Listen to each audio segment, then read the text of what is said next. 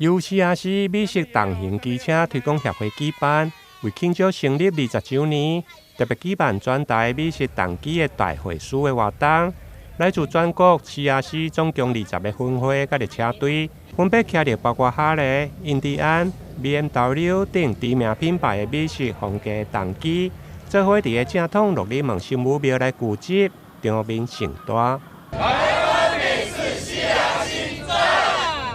台湾美式重型机车成立到今年刚好是20周年。那我们利用20周年的这个日子呢，我们就是把全省呢喜欢美式重型机车的一些骑士呢全部聚集在这里。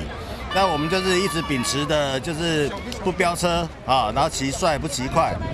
那今天呢，我们在事前也经过那个我们的圣母庙的妈祖娘娘的同意那跟他借用这个广场来举行盛大来举办我们的20周年的那个一个联欢晚会。强调骑帅不骑快的美式重机协会，事前经过圣母庙妈祖的同意来借用场地。现场包括庙方人员、民意代表、立委陈廷辉，甲日前议长郭信良拢前来表示欢迎。